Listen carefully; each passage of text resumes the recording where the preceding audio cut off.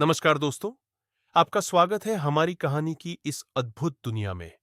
अगर आपको ये कहानी पसंद आए, तो चैनल को सब्सक्राइब करें, वीडियो को लाइक करें और बेल आइकॉन दबाना न भूलें, ताकि हर नई कहानी सबसे पहले आप तक पहुंचे। कावेरी की बात सुनकर त्रिकाल देव फिर चुप हो गए। आखिरकार उम्मीद की किरण बहुत कम थी। अगर त्रिकाल देव खुद को जीवित भी कर ले, तो भी सूर्यवंश के भाग्य को पलटना मुश्किल होगा। मुझे आशा है कि तुम लोग इसी तरह अराजकता में छिपकर जीवित रह सकते हो। त्रिकाल देव ने ऐसा जवाब देने से पहले बहुत देर तक चुप रहे।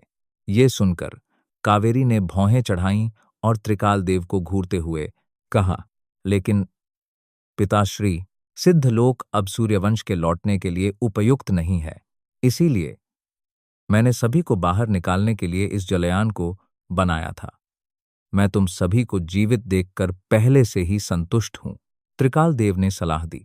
स्पष्ट है, वो नहीं चाहते थे कि कावेरी अपने लोगों को वापस सिद्धलोक की ओर ले जाए। कावेरी के मन में स्वाभाविक रूप से ऐसे विचार थे। वो चाहती थी कि पवित्र जाति समृद्धि के युग में लौट आए और पूरे अनंत दिव्य लोक में फैल जाए।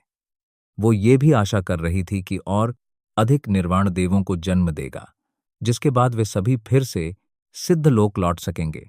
लेकिन त्रिकाल देव बादलों के शिखर पर खड़े थे और परिस्थितियों को अधिक स्पष्टता से देख रहे थे। वो अच्छी तरह जानते थे कि ऐसा होना लगभग असंभव था, लेकिन कौन जानता था कि कावेरी दृढ़ता से अपना सिर हिलाते हुए कहेंगी, पिताश्री, मैं आपसे कुछ भी वादा कर सकती हूं, लेकिन सूर्यवंश को हमेशा के लिए अनंत दिव्य लोक में समेट कर नहीं रख सकती।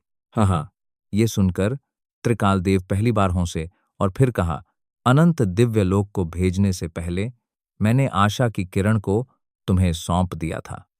इसलिए सिद्ध लोक में तुम या सूर्यवंश का कोई अन्य सदस्य नहीं जा सकता। पिताश्री, क्या आप नील और नीलिमा के बारे में बात कर रहे हैं? उनकी बात सुनकर कावेरी की आंखें चमक उठीं और उन्होंने उत्सुकता से पूछा। हालांकि त्रिकाल देव ने नीलिमा को नहीं देखा था, लेकिन वो स्वाभाविक रूप से जान गए कि नीलिमा निश्चित रूप से दूसरे रक्त बीज वाली बच्ची थी। इसलिए उन्होंने सिर हिलाते हुए कहा, हाँ, मैं चाहता हूं कि वे दोनों सिद्ध लोक जाएं। उनमें से एक श्वेत प्रभा पर्वत पर जाएगी और दूसरा वापस। मैं भी उनके साथ जाना चाहती हूं। लेकिन कावेरी ने त्रिकाल देव की बात पूरी होने से पहले ही बीच में ही टोक दिया। इस पर त्रिकाल देव ने अपना सिर हिलाते हुए कहा, तुम्हें अनंत दिव्य लोक में ही रहना चाहिए। लेकिन क्यों? कावेरी ने फिर पूछा। कुछ चीजें ऐसी होती हैं जिनमें तुम हिस्सा नहीं ले सकती। कुछ चीजें मैं भी तय नहीं कर सकता, इसलिए तुम्हें मेरी बात सुननी ही होगी। ये कहते हुए उन्होंने वीरेंद्र देव की तरफ उदासीनता से देखा। वीरेंद्र देव भी अपने ससुर से पहली बार मिल रहे थे, इसलिए एक शक्ति देव होने के नाते त्रिकाल देव की नजरों के सामने वो भी घबरा गए। लेकिन त्रिकाल देव ने वीरेंद्र देव से केवल इतना कहा, मेरी बेटी का ध्यान रखना। अब आप सभी पुल पर चले जाएं। मुझे अभी भी नील से कुछ बातें कहनी हैं। मैं कावेरी की अच्छी देखभाल करूंगा। वीरेंद्र देव ने त्रिकाल देव को प्रणाम करते हुए कहा। हालांकि कावेरी अनिच्छुक थी, फिर भी वीरेंद्र देव उन्हें अपने साथ ले गए। उसी समय त्रिकाल देव ने अपना दाहिना हाथ फिर उठाया। एकादश को कैद करने वाला सुनहरा पिंजरा गायब हो गया। फिर उन्होंने एकादश को घूरते हुए कहा, अगर विभांश देव ने सचमुच नील को भाग्य पुरुष के रूप में चुना है, तो कुछ मायनों में हमारे लक्ष्य एक जैसे हैं। मैंने भी यही सोचा था। एकादश ने बिना किसी हड़बड़ी के उत्तर दिया। विभांश देव नील की कितनी मदद कर सकते हैं? त्रिकाल देव ने पूछा। इस पर एकादश ने सोचा और फिर जवाब दिया, मैं गहरी नींद में सो गया हूं, इसलिए मैं अभी नील को केवल अपनी रक्तरेखा का एक हिस्सा और उसे उपयोग करने की क्षमता ही दे सकता हूं। यह पर्याप्त नहीं है।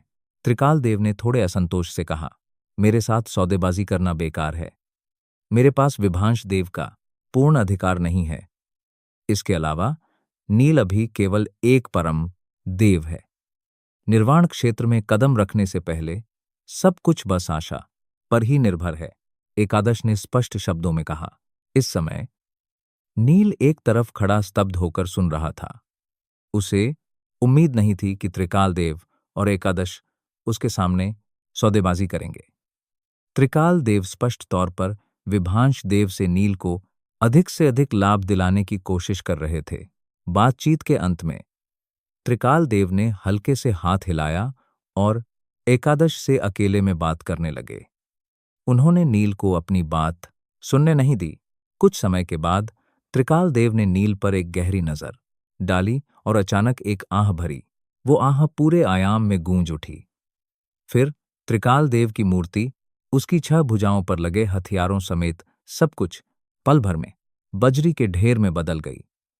एक तेज गड़गड़ाहट के साथ वो ढह गई और पीछे रह गई केवल त्रिकाल तलवार। मूर्ति के नष्ट हो जाने के बाद त्रिकाल तलवार फिर से स्वामी विहीन हो गई, जिससे पुल के नीचे मौजूद हरित कठपुतली सैनिक फिर से सक्रिय हो गए। लेकिन नील ने तुरंत प्रतिक्रिया दी और झट से त्रिकाल तलवार अपने हाथ में उठा ली। बज इसके साथ ही एकादश भी हवा में एक चक्कर लगाते हुए सीधे नील की छाती में प्रवेश कर गया। नाना श्री ने तुमसे क्या कहा? नील ने उत्सुकता से पूछा। वो त्रिकाल देव और एकादश के बीच हुए समझौते के बारे में जानना चाहता था, लेकिन कौन जानता था कि एकादश उसका सवाल सुनकर हंसेगा और कुछ भी बताने से इनकार कर देगा। अब तुम्हारा भाग्य मेरे हाथ में है, इसलिए आगे से मेरी बात सुनना। इस पर नील ने अपनी आंखें घुमाईं और वहां से बाहर चला गया। इस समय कावेरी वीरेंद्र देव के कंधों पर झुकी हुई थी और उनकी आंखें अब भी लाल थीं। जब त्रिकाल देव की मूर्ति टूटी तो उन्हें एहसास हो गया कि उनके पिता सच में चले गए हैं, लेकिन वो अपने पिता को आखिरी बार देख पाई। इससे वो थोड़ी संतुष्ट थी। तैरते द्वीप पर लौटने के बाद सूर्यवंशी रक्षकों की मनःस्थिति में कुछ परिवर्तन हुए। हालांकि नील ने निर्वाण सागर में सूर्यवंश की हार और त्रिकाल देव की मृत्यु के बारे में सुना था, फिर भी सूर्यवंशी रक्षकों को सर्वशक्तिमान महान सम्राट से बड़ी उम्मीदें थीं। लेकिन अब चूंकि इस सूचना की पुष्टि स्वयं त्रिकाल देव ने कर दी है, तो इसे सच माना जा सकता है। ज्ञानदेव, स्वर्णकांत और बाकी सूर्यवंशी रक्षक शेष सूर्यवंशियों को खोजने के लिए सिद्ध लोक में लौटने के लिए उत्सुक थे। इसलिए इस दौरान वे वक्रजदेव के जलयान के बारे में सोच रहे थे। लेकिन अब सिद्ध लोक जाने का क्या मतलब था? हालांकि कावेरी ने अपने पिता को आखिरी बार देखा था और उन्हें कोई पछतावा नहीं था, लेकिन जब उन्होंने सूर्यवंश के भाग्य के बारे में सोचा तो वो उदास हो गई। हालांकि वीरेंद्र देव ने उन्हें कितनी भी दिलासा दी, उसका कोई खास असर नहीं हुआ। आखिर में उन्होंने गोदावरी को कावेरी से बात करने के लिए कहा। श्वेतांबर देव की मृत्यु के बाद गोदावरी भी मुक्त हो गई थी और इस अवधि के दौरान तैरते द्वीप पर रह रही थी। हालांकि गोदावरी और कावेरी कमजोर नहीं थी, फिर भी उन्होंने अपनी आंतरिक दुनिया का समर्थन खो दिया था, इसलिए वे अपनी साधना में सुधार नहीं कर सकते थे। इस स्थिति को बदलने का तरीका आसान था।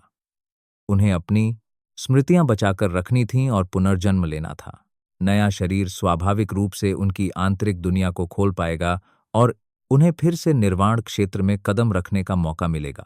इस दौरान गोदावरी भी पुनर्जन्म की तैयारी कर रही थी, लेकिन उन्हें उम्मीद नहीं थी कि उनकी बहन आकर उनके पिता की मृत्यु की सूचना सुनाएगी।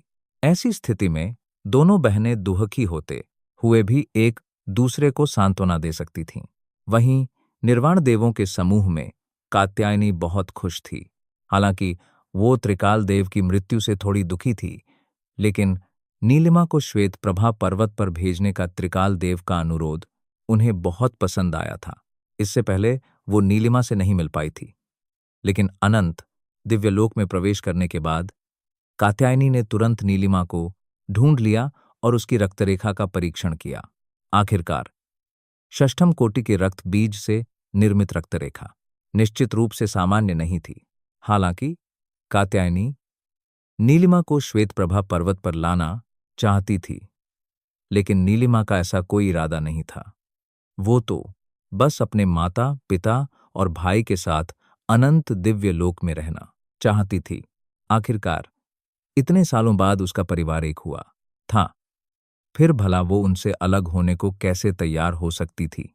लेकिन चूंकि त्रिकाल देव ने व्यक्तिगत रूप से आदेश दिया था, इसलिए संभावना थी कि ये मामला सुलझ जाएगा।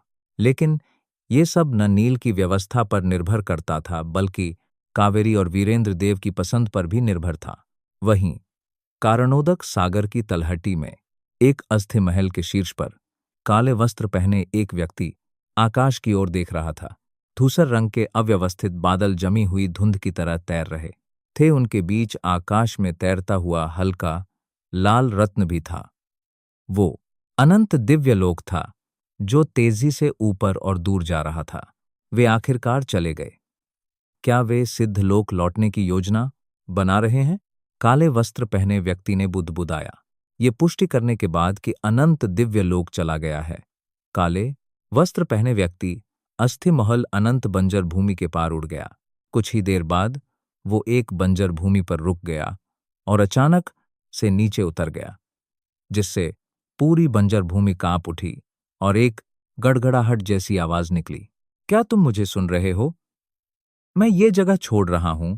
काले वस्त्र पहने व्यक्ति दहाड़ा, लेकिन अनंत बंजर भूमि खामोश रही। इस पर काले वस्त्र पहने व्यक्ति कुछ क्रोधित हो गया और एक बार फिर अपना पैर पटका, जिससे अनगिनत वृहद अस्थियां बिखर गईं और हजारों गज चौड़ा एक गड्ढा बन गया। लेकिन काले वस्त्र पहने व्यक्ति चिल्लाता रहा, विभांश देव, क्या तुमने सुना? जवाब दो। लेकिन पूरी दुनिया उसके प्रति खामोश रही और उसे लगा जैसे वो पागलों की तरह खुद से बातें कर रहा है। हो सकता है तुम्हारा चुनाव सही न हो। जब तक उसमें क्षमता नहीं आ जाती, मैं उसकी मदद कर सकता हूं, लेकिन जब उसमें क्षमता आ जाएगी तो मैं उसकी जगह लेने का मौका ढूंढ लूंगा। काले वस्त्र पहने व्यक्ति फिर गरजा। इस बार उसकी आवाज और भी ऊंची थी। उस गर्जना से एक विस्फोट हुआ, जिससे तूफान उत्पन्न हुआ और उस क्षेत्र की हड्डियां चारों दिशाओं में उड़ गईं। अंत में काले वस्त्र पहने व्यक्ति समझ गया कि विभांश देव उसकी बात नहीं मानेंगे। इसलिए उसने अपनी मुट्ठी तानी और गुस्से से कहा, तुम्हें जीवन भर यहीं पड़े रहना होगा। जैसे कि उसकी आवाज धीमी हुई, उसकी मुट्ठी पर अष्टमूल संरचना की छवि उभर आई और बिना हिचकिचाहट के उसने अपनी मुट्ठी नीचे पटक दी। बूम! इस बार आसपास की दसियों हजार मील भूमि एक कंपन के साथ सैकड़ों गज ऊंची उठ गई और इस उन्मत्त विस्तार के बाद एक धीमी आवाज के साथ फट गई। इसके साथ ही उस बंजर भूमि की हर चीज, यहां तक कि लगभग अविनाशी वृहद अस्थियां भी धूल में मिल गईं। इस प्रहार से अनंत बंजर भूमि के तल में दबे विशालकाय सिर ने अंततः अपना असली रूप प्रकट कर दिया।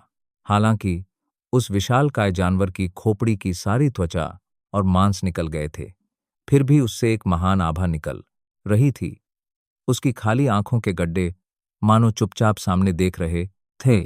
काले वस्त्र पहने व्यक्ति उस विशालकाय खोपड़ी को घूरता रहा, लेकिन उसकी हिम्मत नहीं हुई कि उस पर पैर रखे। इसके बजाय उसने वहां से चले जाने का निर्णय लिया। जब काले वस्त्र पहने व्यक्ति चला गया, तब उस विशाल खोपड़ी की खाली आंखों में अचानक एक चमक दिखाई दी और फिर वो खोपड़ी हिलते हुए भूमि के अंदर चली गई। तैरते द्वीप पर बने महल में भोजन की मधुर सुगंध हवा में फैल रही थी। खाने की थाली में रखे व्यंजनों में से एक को चखने के बाद नील ने प्रशंसा करते हुए कहा, नीलिमा की पाक कला में काफी सुधार हुआ है।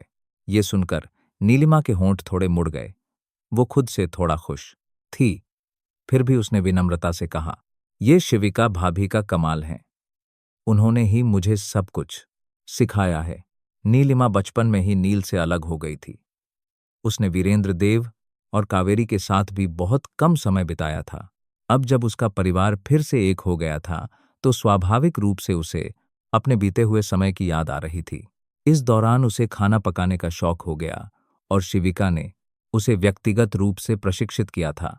नीलिमा बहुत विनम्र है, तुम बहुत बुद्धिमान हो और बिना सिखाए ही सब कुछ समझ सकती हो, वीरेंद्र देव ने मुस्कुराते हुए कहा। नीलिमा मेज के दूसरी तरफ बैठी थी और उसके हाथ उसकी ठुड्डी पर टिके थे। तभी उसने अपना सिर कावेरी की ओर घुमाया और उन्हें घूरते हुए पूछा, माँ, क्या आपको मुझसे कुछ कहना है? मूल रूप से कावेरी अपने परिवार को साथ देखकर मुस्कुरा रही थी, लेकिन जब नीलिमा ने अचानक ये सवाल पूछा तो उनका शरीर थोड़ा अकड़ गया। मैं जानती हूं कि आपके मन में कुछ चल रहा है। ये कहने के बाद नीलिमा की नजर अचानक नील पर पड़ी और उसने अपने भाई को घूरते हुए कहा, भाई को भी पता है, लेकिन वो मुझे सीधे सीधे बताने को तैयार नहीं है। ये उसकी बात सुनकर नील के चेहरे पर अजीब सा भाव आ गया। सचमुच ऐसी बहुत सी बातें थीं जो नीलिमा को नहीं बताई गई थीं। वो नहीं चाहता था कि उसकी बहन ये बोझ उठाए, लेकिन अंत में नियति का सामना करना ही पड़ता है। मुझे अनुमान लगाने दो, नीलिमा ने पलकें झपकाते हुए कहा। जब कात्यायनी नाम की महिला ने मेरी रक्तरेखा का परीक्षण किया था तो उसने मुझसे पूछा कि क्या मैं श्वेतप्रभा पर्वत पर जाने को तैयार हूं। मुझे नहीं पता कि वो कहाँ है, लेकिन वो निश्चित रूप से अनंत दिव्य लोक में तो नहीं है। आप लोग शायद उसे मना नहीं कर सकते, है ना? नीलिमा को त्रिकाल देव के निर्णय के बारे में पता नहीं था, इसलिए जब कात्यायनी ने उससे पूछा तो उसने मना कर दिया था। वीरेंद्र देव और कावेरी के हाव भाव देखकर नीलिमा ने अपना सिर नीचे किया और आगे कहा, अगर आप चाहते हैं कि मैं श्वेतप्रभा पर्वत पर जाऊं तो मैं मना नहीं करूंगी, लेकिन ऐसा लगता है कि आपको अपनी बेटी पर भरोसा नहीं है। ये कात्यायनी की वजह से नहीं है, नील ने अचानक कहा। ये सुनकर नीलिमा की आंखों में संदेह की एक झलक दिखाई दी और उसने पूछा, तो फिर क्यों? इस पर कावेरी ने आह भरते हुए कहा, यह तुम्हारे नाना श्री की वजह से है। नाना श्री की वजह से? नीलिमा ने उत्सुकता से पूछा। इसके बाद कावेरी ने सूर्यवंश की वर्तमान स्थिति और त्रिकाल देव की योजना के बारे में बताया, जिससे नीलिमा को सामान्य समझ मिली। ऊके बोलने के बाद नीलिमा ने नील को घूरते हुए कहा, दूसरे शब्दों में, भले ही मैं श्वेत प्रभा पर्वत पर न जाऊं, भाई अनंत दिव्य लोक छोड़ देंगे? हाँ, नील ने सहमति में सिर हिलाया। दरअसल नील खुद भी अनंत दिव्य लोक में रहना चाहता था, लेकिन वो अपने उत्तरदायित्वों से आंखें नहीं चुरा सकता था। उसकी बात सुनकर नीलिमा ने धीरे से अपने होंठ भींचे और आखिरकार सिर हिलाते हुए कहा, अगर ऐसी बात है तो मैं श्वेत प्रभा पर्वत जाने के लिए तैयार हूं। इन वर्षों के अनुभव ने नीलिमा को परिपक्व बना दिया था। वो अपनी मां की कठिनाइयों को जानती थी, इसलिए स्वाभाविक रूप से वो उन्हें और अधिक परेशान नहीं करना चाहती थी। हालांकि वो आसानी से मान गई थी, लेकिन कावेरी और वीरेंद्र देव का दिल अभी भी भारी था। अगर उनके पास दूसरा विकल्प होता तो वे अपनी बेटी को दूर नहीं भेजते। नीलिमा को समझाने के अलावा नील को एक और समस्या का भी सामना करना पड़ा। आखिरकार सिद्धलोक की इस यात्रा में उसे सैकड़ों या हजारों वर्ष लगने वाले थे और उसे नहीं पता था कि वो कब वापस आएगा। हालांकि दिव्यांशी और शिविका पहले ही परम देव बन चुके थे और उनकी आयु असीमित थी, फिर भी वे और इंतजार नहीं कर सकते थे। ऐसे उन्हें कैसे मनाया जाए, ये भी एक समस्या थी। उसकी बात सुनकर दिव्यांशी और शिविका हैरान रह गईं। आखिरकार अनंत दिव्य लोक की समस्या ही बड़ी मुश्किल से सुलझी थी, लेकिन उनका पति अनंत दिव्य लोक छोड़ने की योजना बना रहा था। स्वाभाविक रूप से उन्हें समझ नहीं आया। हालांकि शिविका ने सीधे मना कर दिया था, लेकिन दिव्यांशी ने काफी देर तक विचार करने के बाद कहा, अगर आपको अनंत दिव्य लोक छोड़ना ही है तो आप हमें अपने साथ ले जा सकते हैं। ये सुनकर नील की आंखें थोड़ी सिकुड़ गईं और उसने पूछा, तुम्हारा मतलब मेरी आंतरिक दुनिया में प्रवेश करना है? हाँ, दिव्यांशी ने सिर हिलाते हुए कहा। पहले हमारी साधना पर्याप्त नहीं थी, इसलिए हम केवल मृत्युंजय महल के संरक्षण में ही रह सकते थे, लेकिन अब जब हम परम देव बन चुके हैं तो हम आपकी आंतरिक दुनिया में भी रह सकते हैं। दिव्यांशी का प्रस्ताव व्यावहारिक था। नील निश्चित रूप से उनके लिए एक नया महाद्वीप बना सकता था, यहां तक कि पूरे मध्य क्षेत्र की नकल भी कर सकता था, लेकिन अगर मैं मर गया तो मेरी आंतरिक दुनिया भी ढह जाएगी। उस समय तुम लोगों की सुरक्षा कैसे सुनिश्चित होगी? नील ने चिंतित स्वर में कहा। अप्रत्याशित रूप से इस बार शिविका ने धीरे से हंसते हुए कहा, अगर मेरे पति ही मर गए तो मैं इस दुनिया में जीकर क्या करूंगी? ऐसा जवाब सुनकर नील भावुक हो गया। दिव्यांशी का भी यही विचार था, इसलिए नील इस पर सहमत हो गया।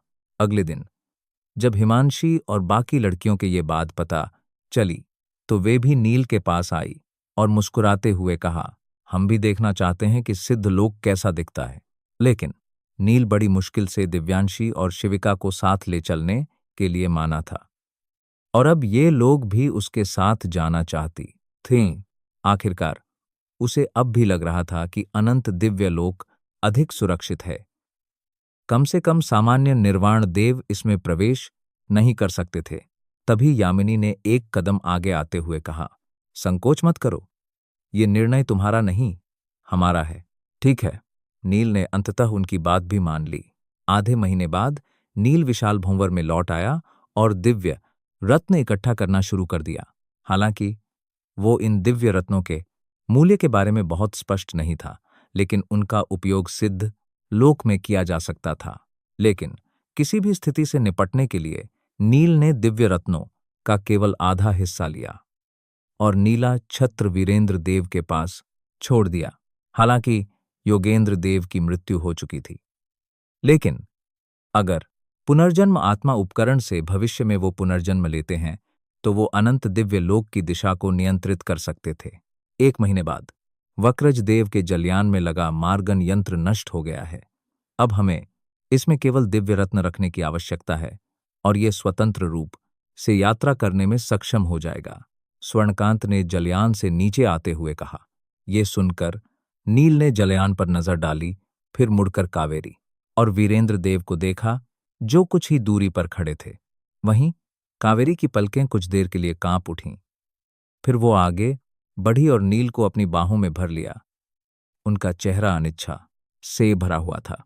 चाहे कुछ भी हो जाए, तुम्हें जीवित वापस आना ही होगा, मां की बस यही प्रार्थना है, कावेरी ने फुसफुसाते हुए कहा। हालांकि वो नील के साथ बहुत कम समय तक रही थी, फिर भी वो उनका ही अंश था। वो अच्छी तरह जानती थी कि सिद्ध लोक में जाने पर नील को किन परिस्थितियों का सामना करना पड़ेगा। ऐसे में उनके लिए चिंतित न होना असंभव था। नील ने भी कावेरी को कुछ देर तक दिलासा दिया। फिर उसकी नजरें वीरेंद्र देव से मिलीं और वीरेंद्र देव ने उसकी ओर सिर हिलाया। बिछड़ते समय पिता और पुत्र को अधिक बातचीत करने की आवश्यकता नहीं थी। फिर कावेरी ने नीलिमा को अलविदा कहा और दोनों ने भी एक दूसरे को दिलासा दिया। वहीं कात्यायनी विरुद्धावंश के लोगों को जलयान पर ले गई, लेकिन केवल सूर्यवंशी रक्षक दल के कृष्णकांत ने ही साथ जाने का निर्णय लिया। त्रिकाल देव के पास सूर्यवंशी रक्षकों से कहने के लिए अधिक कुछ नहीं था। उन्होंने उनसे केवल नीलिमा को श्वेत प्रभा पर्वत पर भेजने का अनुरोध किया था। श्वेत प्रभा पर्वत की निवासी होने के नाते कात्यायनी स्वाभाविक रूप से इस कार्य को बखूबी पूरा कर सकती थी। जहां तक नील के लक्ष्य का सवाल है, तो त्रिकाल देव ने उसका खुलासा नहीं किया था। इसलिए ज्ञानदेव समेत अधिकांश सूर्यवंशी रक्षकों ने अनंत दिव्य लोक में ही रहना चुना। आखिरकार उनकी नजर में अनंत दिव्य लोक सूर्यवंश की आखिरी पवित्र भूमि बन गया था। इसलिए वे राजकुमारी की रक्षा के लिए यहां रुकना चाहते थे। जब नील ने जलयान पर कदम रखा, तो कृष्णकांत पहले ही जलयान के केंद्र में पहुंच चुके और वहां पर एक सरणी यंत्र स्थापित करके उसमें एक दिव्य रत्न रख दिया। वो सरणी यंत्र लोकदंत से प्राप्त किया गया था, जिसका उपयोग इस जलयान को नियंत्रित करने के लिए किया जा सकता था, और वो चंद्र प्रकाश नरसंहार सरणी को नियंत्रित करने वाला सरणी यंत्र भी था। इस दौरान स्वर्णकांत काफी देर तक विचार करते रहे और चंद्रप्रकाश नरसंहार सरणी का उपयोग करना सीखकर कृष्णकांत को भी सिखा दिया था। आखिरकार असीम अराजकता बहुत विशाल थी और उनकी यात्रा के दौरान कई तरह की परेशानियां आ सकती थीं। ऐसे में चंद्रप्रकाश नरसंहार सरणी के जुड़ने से दुश्मन से निपटने का एक और तरीका मिल जाएगा। तभी जलयान धीरे धीरे ऊपर उठ गया और जैसे ही उसकी गति अचानक बढ़ी, उनके नीचे का तैरता द्वीप दूर होता गया। बहुत से लोग नहीं जानते थे कि नील ने अनंत दिव्य लोक छोड़ दिया था। एक ओर नील ने अनंत अनुदेश शिलाखंड के नियमों को पूरी तरह से बदल दिया था। दूसरी ओर ज्ञानदेव, स्वर्णकांत और अन्य निर्वाण देवों के होने के कारण कोई भी धनी परिवार छेड़छाड़ करने की हिम्मत नहीं कर सकता था। जब जलयान अनंत दिव्य लोक के शीर्ष पर पहुंचा तो नील ने अनंत दिव्य लोक के चारों ओर का आयामी अवरोध को गायब कर दिया। अगले ही पल कृष्णकांत ने सरणी यंत्र को नियंत्रित किया और आयामी नियमों की एक लहर के साथ वो जलयान एक आयामी मार्ग में घुस गया। इस तरह वो असीम अराजकता के बीच तेजी से गुजरने लगा। जैसे जैसे जलयान स्थिर गति से आगे बढ़ता गया, सभी की मानसिक स्थिति भी शांत होती गई। त्रिकाल देव ने सच में तुम्हें नहीं बताया कि कहाँ जाना है। तभी कात्यायनी ने अपनी पलकें झपकाईं और नील को घूरते हुए पूछा। इस पर नील ने कंधे उचका दिए।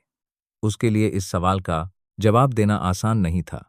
त्रिकाल देव ने एकादश को जरूर बताया होगा कि उन्हें कहाँ जाना है, लेकिन इसमें प्राचीन अराजक देव और त्रिकाल देव के बीच का रहस्य शामिल था, इसलिए नील को इसके बारे में कुछ नहीं पता था। क्वेतप्रभा पर्वत भी एक अच्छा विकल्प है, कात्यायनी ने गंभीरता से कहा। हालांकि तुम विरुद्धावंश के सदस्य नहीं हो, फिर भी श्वेतप्रभा पर्वत में कई अन्य कबीले भी हैं, इसलिए मैं वहां आवश्यक संसाधन प्राप्त करने में तुम्हारी आपकी मदद कर सकती हूं। ये सुनकर नील ने हल्के से मुस्कुराते हुए कहा, अगर मैं केवल स्थिरता चाहता हूं तो अनंत दिव्य लोक में रहना शायद सबसे अच्छा विकल्प है। जब कात्यायनी ने यह सुना तो उन्होंने अपने होंठ हल्के से भींच लिए। असल में वो नील को सावधान करना चाहती थी कि सिद्ध लोक कोई छोटा सा अनंत दिव्य लोक नहीं है, लेकिन जब उन्होंने नील के सिद्ध लोक जाने के उद्देश्य के बारे में सोचा तो वो चुप रही। आखिरकार सिद्ध लोक के सबसे प्रसिद्ध राजवंशों में से एक होने के नाते सूर्यवंश यूं ही नष्ट होने को कैसे तैयार हो सकता था। लेकिन कात्यायनी के विचार में त्रिकाल देव का मूल शरीर भी नष्ट हो चुका था, इसलिए सूर्यवंश के लिए अपने पूर्व गौरव को पुनः प्राप्त करना लगभग असंभव था। उस स्थिति में अगर वर्तमान नील सिद्ध लोक में वापस लौट भी जाए तो वो भला कितना प्रभाव डाल सकता है, लेकिन ये सूर्यवंश का अंदरूनी मामला था, इसलिए वो केवल कुछ सुझाव ही दे सकती थी। नीलिमा भी चुपचाप उनकी बातें सुन रही थी और उसके मन में भी कात्यायनी जैसा ही विचार था।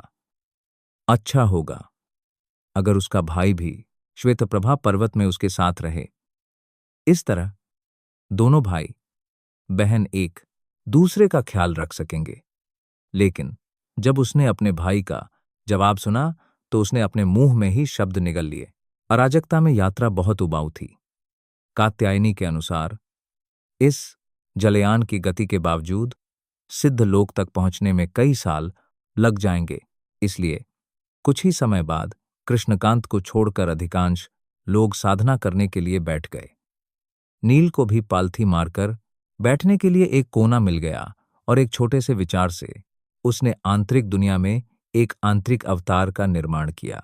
इस समय नील की आंतरिक दुनिया के ऊपर आकाश में एक तैरता द्वीप दिखाई दे रहा था, जिसके आगे वाले हिस्से में पवित्र आश्रम और उसके पीछे मृत्युंजय महल की प्रतिकृति बनाई गई थी। और अब चीरू, दिव्यांशी और अन्य लोग इसमें रह रहे थे। जैसे ही नील आंतरिक दुनिया में प्रकट हुआ, उसने अपनी भौहें उठाईं और उसकी आकृति अचानक गायब हो गई। अगले ही पल वो तैरते द्वीप के सामने प्रकट हुआ। इस समय दिव्यांशी और अन्य लड़कियां पवित्र आश्रम के प्रवेश द्वार पर खड़ी थीं और आश्चर्य के भाव से पास ही खड़े एक अधेड़ उम्र के व्यक्ति को देख रही थी, जो पवित्र आश्रम के प्रवेश द्वार पर घुटने के बल बैठा था। जिज्ञासावश दिव्यांशी उस व्यक्ति से पूछने गई कि वो यहां घुटनों के बल क्यों बैठा है, लेकिन उस व्यक्ति ने कोई जवाब नहीं दिया और बस इतना कहा कि वो किसी का इंतजार कर रहा है। जब नील का अवतार सामने आया तो दिव्यांशी ने मुस्कुराते हुए कहा, आप आखिरकार आ गए।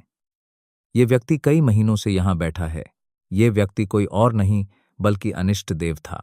नील ने दिव्यांशी की ओर हल्के से सिर हिलाया और अस्वाभाविक रूप से मुस्कुराया। उसके चेहरे पर शर्मिंदगी का भाव साफ दिखाई दे रहा था।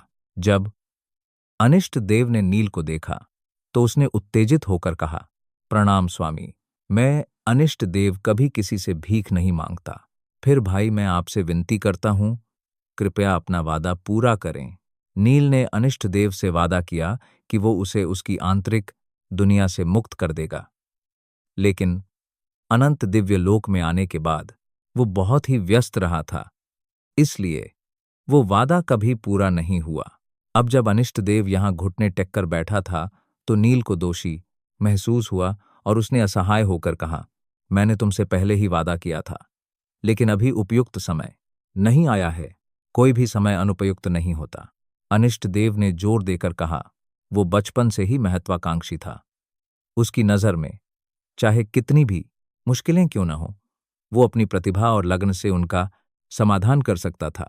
इसलिए जब उसने नील को ये कहते सुना तो उसने सोचा कि नील उसे चीज़ों को टालने का एक और बहाना दे रहा है। इस पर नील ने मुस्कुराते हुए कहा, मैं इस समय असीम अराजकता में हूं, अपनी वर्तमान साधना के साथ। अगर तुम वहां कदम भी रखोगे तो निश्चित रूप से मारे जाओगे।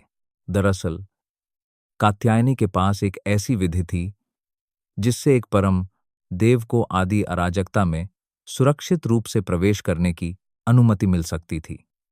जब वे बाहरी क्षेत्र में थे तब तमिश और शायक देव केवल कात्यायनी के संरक्षण में ही स्वतंत्र रूप से घूमने में सक्षम थे, लेकिन अभी अनिष्ट देव को मुक्त करने का कोई मतलब नहीं था। अधिक से अधिक वो जलयान पर ही घूम सकता था। अनिष्ट देव ने देखा कि नील का चेहरा बनावटी नहीं लग रहा था तो उसकी आंखें निराशा से भर गईं। तभी नील ने आगे कहा, मैं और भी बड़ी दुनिया में जा रहा हूं, उस समय मैं तुम्हें जरूर मुक्त कर दूंगा। ये सुनकर अनिष्ट देव ने निर्णायक स्वर में कहा, ठीक है, लेकिन अगर आपने मुझे मुक्त नहीं किया तो मैं फिर से यहां सिर पटक पटक कर अपनी जान दे दूंगा। हालांकि उसे नहीं पता था कि नील अपनी पत्नी को इस तैरते द्वीप पर क्यों लाया था, लेकिन वो ये देखकर खुश था।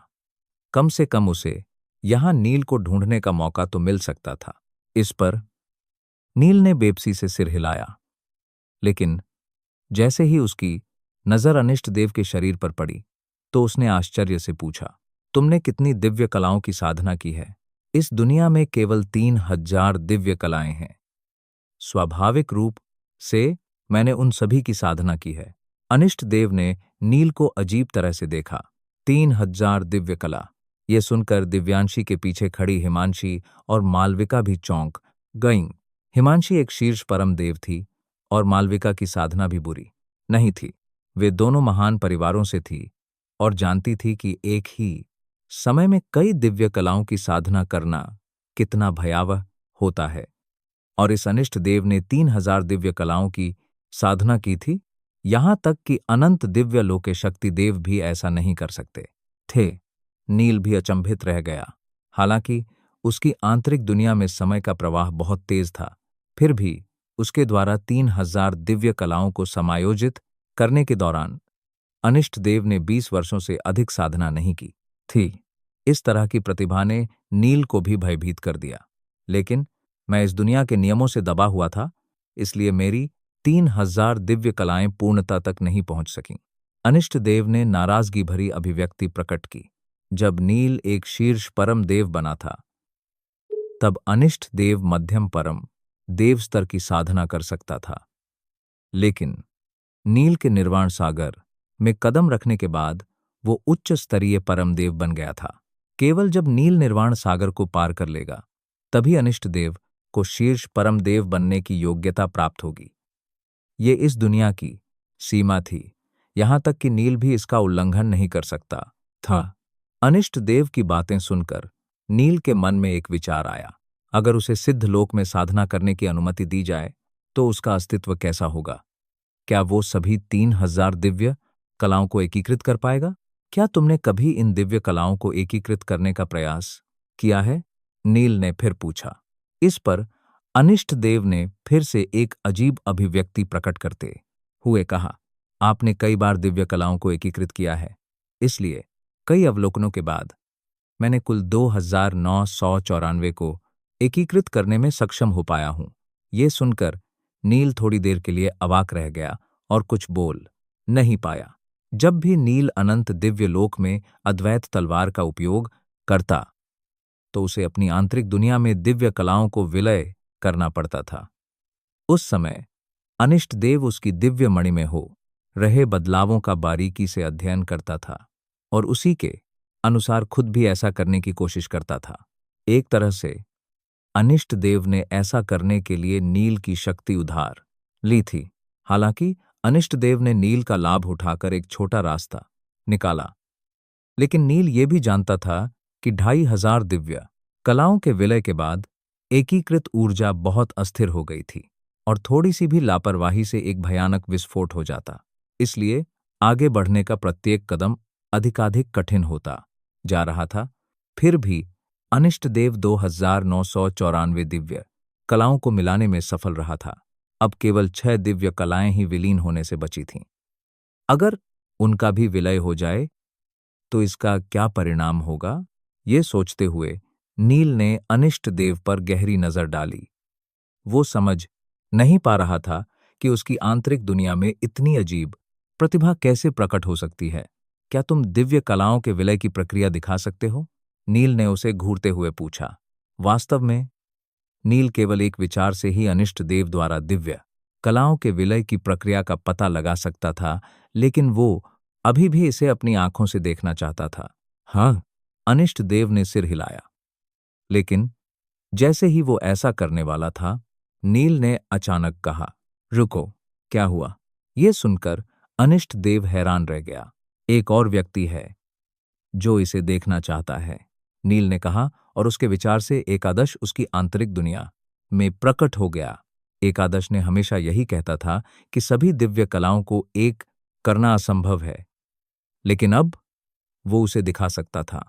अनिष्ट देव, दिव्यांशी और बाकी लड़कियों ने हरे प्रकाश की गेंद को हैरानी और अजीब भाव से देखा। क्या तुम अपना रूप बदल सकते हो? नील ने प्रकाश की गेंद को देखते हुए पूछा। हाँ, एकादश के ये कहते ही अनगिनत छोटी चट्टानें हवा से प्रकट हुईं और आपस में जुड़कर एक सुंदर दिखने वाले युवक में बदल गईं। लेकिन वो युवक हाड़ मांस से नहीं बना था, बल्कि एक कठपुतली था। फिर एकादश उस कठपुतली के शरीर में घुस गया और कुछ देर तक उसके चेहरे पर अजीबोगरीब हरकतें होने के बाद कठपुतली के शरीर के अनुकूल हो गया। थोड़ी देर बाद एकादश सामान्य हो गया। तब नील ने अनिष्ट देव से कहा, तुम अब शुरू कर सकते हो। ये सुनकर अनिष्ट देव ने सिर हिलाया और पालथी मारकर अपनी आंखें बंद कर लीं। अगले ही पल अनगिनत ऊर्जाओं के अंश उसकी आंतरिक दुनिया में विलीन होने लगे, जिससे नील बहुत परिचित था। जैसे जैसे दिव्य कलाओं की संख्या बढ़ती गई, अनिष्ट देव की ऊर्जा अधिक से अधिक शक्तिशाली होती गई और तरंगों की शक्ति भी तीव्र होती गई।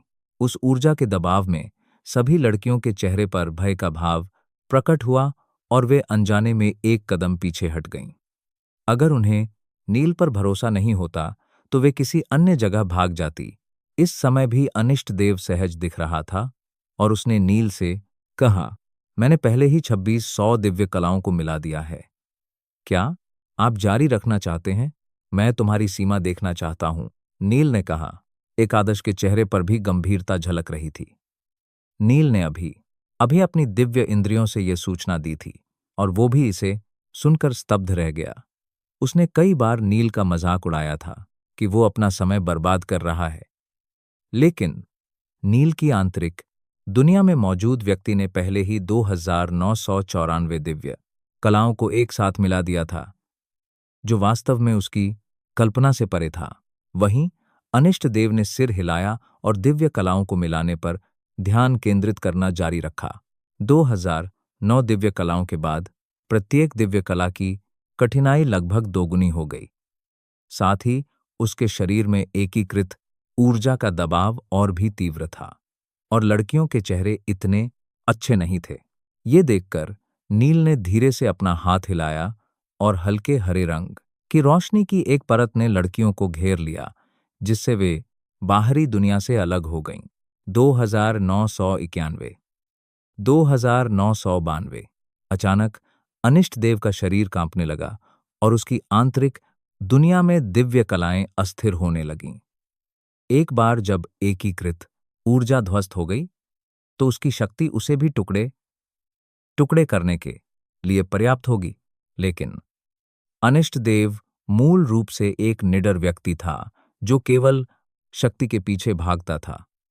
आखिरकार वो एक ऐसा व्यक्ति था जिसने नील के खिलाफ साजिश रचने की भी हिम्मत की थी। 2993, 2994 अनिष्ट देव की यही सीमा थी। अगर उसने एक और दिव्य कला जोड़ दी तो उसकी मृत्यु हो जाएगी। इस समय उसका चेहरा लाल हो गया था और उसकी रक्त वाहिकाएं फूल गई थीं। अंत में उसने अपने हाथ ऊपर उठाए और अपने शरीर की एकीकृत ऊर्जा बाहर निकाल दी। उसी समय एकीकृत ऊर्जा प्रकाश की एक किरण में परिवर्तित हो गई और आकाश में मौजूद एक तारा अचानक विस्फोटित हो गया। बूम! आकाश में गड़गड़ाहट की ध्वनि गूंज उठी। ये देखकर पसीना बहा रहे अनिष्ट देव ने एक फीकी मुस्कान प्रकट की। नील और एकादश ने ऊपर देखा और उनकी आंखें आश्चर्य से भरी थीं। अनिष्ट देव इस संसार के नियमों से सीमित था, इसलिए वो दिव्य कला को पूर्णता तक विकसित नहीं कर पा रहा था। इसलिए उसकी दिव्य कलाओं की शक्ति निश्चित रूप से नील जितनी प्रबल नहीं थी। फिर भी ये बहुत अविश्वसनीय थी। अविश्वसनीय। मुझे उम्मीद नहीं थी कि तुम्हारी आंतरिक दुनिया के प्राणी इस हद तक एकीकृत ऊर्जा को संलयित करने में सक्षम होंगे, एकादश ने आश्चर्य से भरे चेहरे के साथ कहा। तभी नील ने पूछा, पूर्णता तक पहुंचने के लिए अब केवल 6 दिव्य कलाओं की आवश्यकता है। क्या तुम अभी भी अपने विश्वास पर अड्डे हो? ये सुनकर एकादश ने कहा, महान एकीकरण फिर से प्रकट नहीं हो सकता। ये एक अटल नियम है। इसलिए भले ही कोई 2999 दिव्य कलाओं को भी मिला दे, मेरा मत वही रहेगा। लेकिन इस एकीकृत ऊर्जा के साथ साधना करना एक अच्छा विकल्प है। तो क्या होगा आगे?